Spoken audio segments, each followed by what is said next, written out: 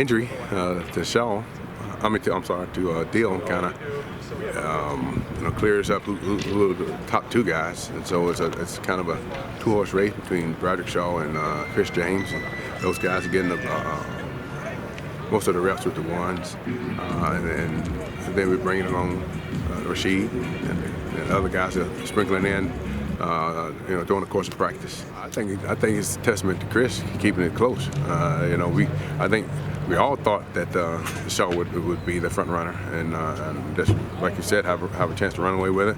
But Chris James has come in and he's making plays. I think the thing that's happening is a great 1-2 punch. I think those guys complement one another with Shaw's size and physicality running downhill, and all of a sudden you put Chris James in, who's a lot quicker, has a lot more speed, get to the edge and that type of thing.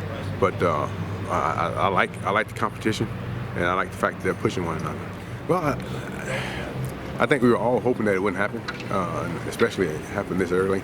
But I think he has a little more confidence in the fact that he can get back earlier. He knows that it's not the ligament and the tendon and all those types of things. All that stuff, the repair is good. He's just having to get tweaked and rolled up a little bit in the scrimmage last week. But I do believe that he'll be back a lot sooner than he would have in the past. We'll have to see how it goes in the season. Right now, my job is to get the guys ready to play. And the only way I can get them ready to play is if they're available. And we joke and we laugh, but I go around and ask them, hey, what's the greatest ability in football? And they come up with different answers, and I was like, how about availability? And I don't care how good you are, how much talent you have, if you're not available, we can't use you. You're not helping us win. So I think that gives guys a little more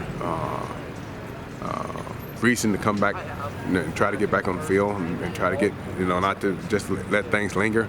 And if I don't want a guy out there that can't go full speed. So, but I know he's doing all he can do as far as going in the training room, getting treatments and that type of thing. So whenever he gets back, we'll be rolling.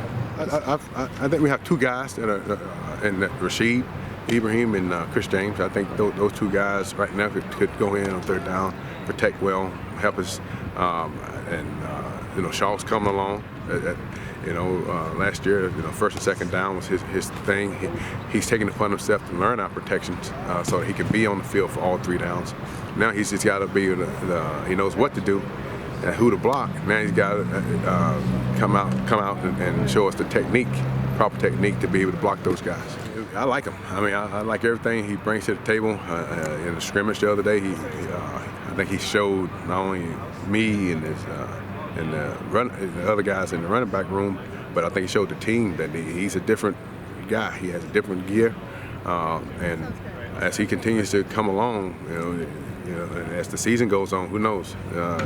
Injuries mount. He could be a guy that you have to get ready to play. I tell you what, I'm glad I have him. And you're right. He came in with a lot of confidence. He believes in his potential and his ability, and I think that right there helps him. And especially as a running back, you got to have a little swag to you, have a little something to you. And he's come out and is beginning to put it all together. Well, obviously, he brings a lot of great physical attributes. He's big, strong, physical, and has good speed. So those are the great starting points to have. And so, and I think it's a natural position for him as far as he's able to play on an edge, play on one half of his body. He's got a little bit less reading and reacting, and a little bit more going and attacking, which fits his style. And so I think that those things has helped him out to be able to progress to where he's at right now. I think that he's put on good weight. He's been part of the strength program and running and agility, and he's kept all of his speed and agility and added good muscle weight, which is only going to help him be effective at the point of attack when you got to take on 330-pound offensive linemen.